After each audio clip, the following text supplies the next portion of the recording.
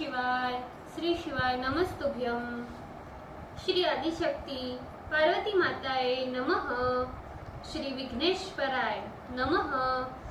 श्री लक्ष्मी नारायणे नमः। श्री सरस्वती ब्रह्माय नमः। श्री सियारामे नमः।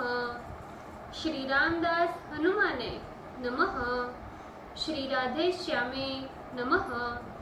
हे शिवजी, તમારી કૃપાથી હું આ શિવ પુરાણ વાંચી રહી છું અને મારી મમ્મી, બેન અને તમામ શ્રોતા આ શિવ પુરાણ સાંભળી રહ્યા છે। અમે બધા આ શિવ પુરાણનું જ્ઞાન પ્રાપ્ત કરી શકીએ એટલી શક્તિ પ્રદાન કરજો અને શિવ પુરાણનું તેજ સહી શકીએ એટલી ક્ષમતા પ્રદાન કરજો। હે વિઘ્નેશ્વર ગણપતિ બાપા, તમે શિવ પુરાણના વંચનમાં આવતા તમામ વિઘ્ન હરજો। हे कृष्ण मनोहारिणी राधा जी, हे श्याम सुंदर, हे सिया राम जी, हे रामदास हनुमान जी, तमे शिव पुराण सांभळवा जरूर पधारजो अने मारा हृदयमां स्थान ग्रहण करजो। ओम नमः शिवाय। श्री शिवाय नमस्तुभ्यम। द्वितीय संहिता तृतीयोखंड चतुस्त्रिंश अध्याय वशिष्ठ द्वारा अनरण्य इतिहास वर्णन, पेज नंबर 587। वशिष्ठ जी बोले, इंद्र सावर्णी नामक 14वें मनु के वंश में ये अनरण्य नामक राजा उत्पन्न हुआ था। ये राजेश्वर तथा सातों द्वीपों का सम्राट था। वो मंगलारण्य का पुत्र अनरण्य महाबलवान एवं शिव का भक्त था। उसने महर्षि भृगु को अपना पुरोहित बनाकर 100 यज्ञ किए थे। तब देवताओं ने उसे इंद्र पद देना चाहा, किंतु उसने उसे स्वीकार नहीं किया। हे हिमालय, उस राजा के 100 पुत्र थे और एक ही पद्मा नाम की कन्या थी, जो लक्ष्मी के समान अत्यंत रूपवती थी।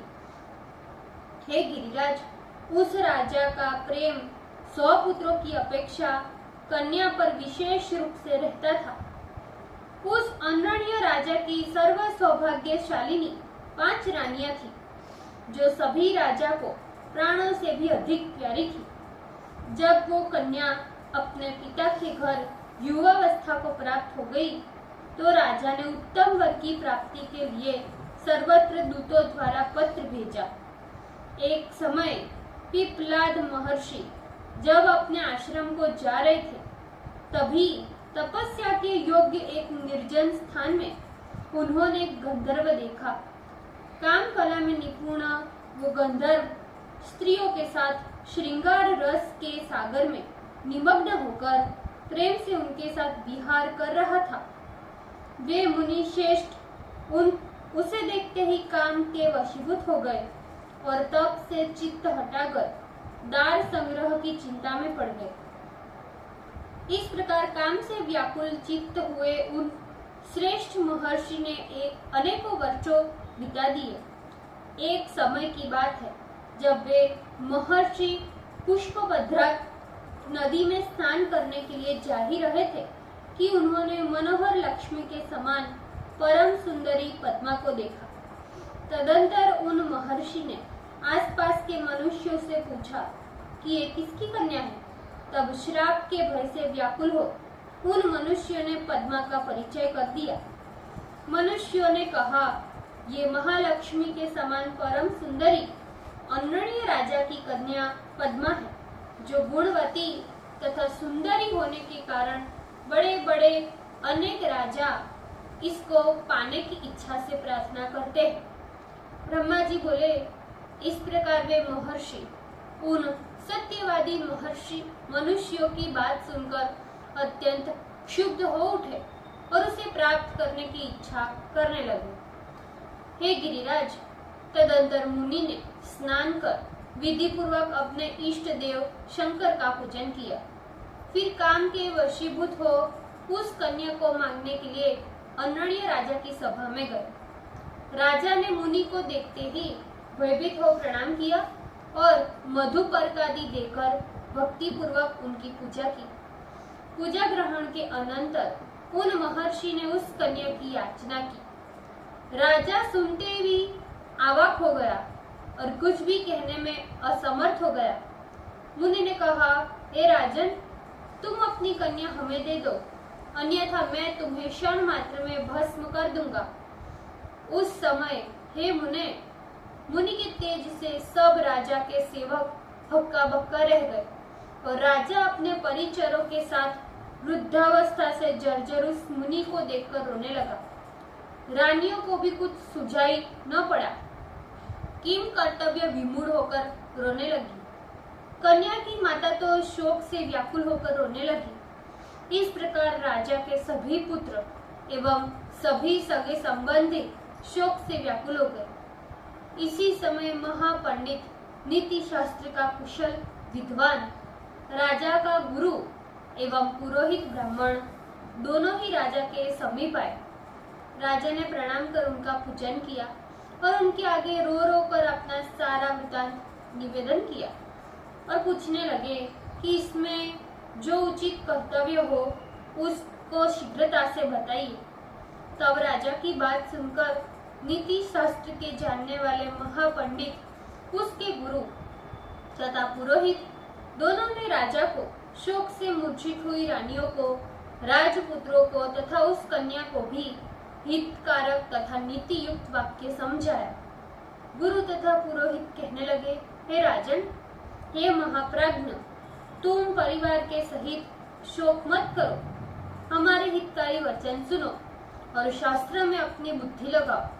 हे राजन, आज अथवा 1 वर्ष के बाद तुम्हें तो अपनी कन्या किसी न किसी पात्र को देनी ही है।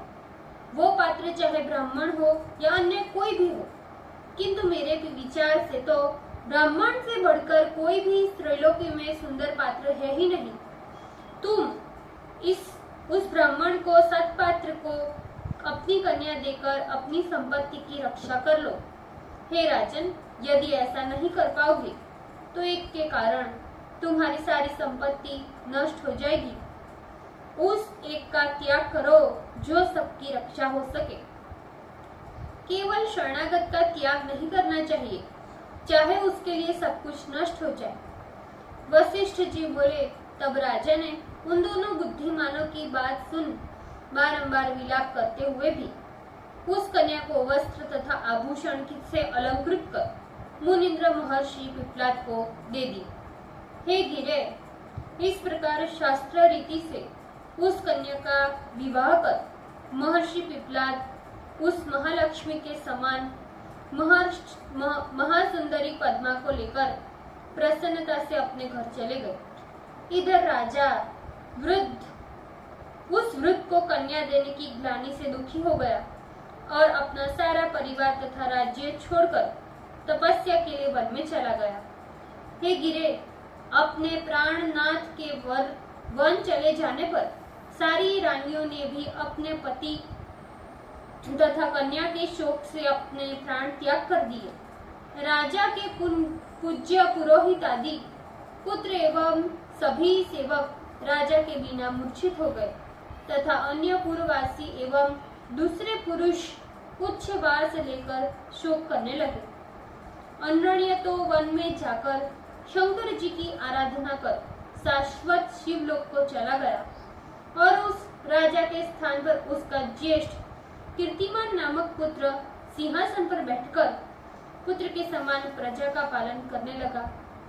हे शैलराज, इस प्रकार मैंने परम श्रेष्ठ अनरण्य का चरित्र तुमसे कहा, जिसने अपनी कन्या देकर अपने सारे वंशों की रक्षा की। इसी प्रकार हे शैलराज, तुम भी अपनी कन्या शंकर को देकर अपने समस्त कुल की रक्षा करो और देवताओं को अपने वश में करो।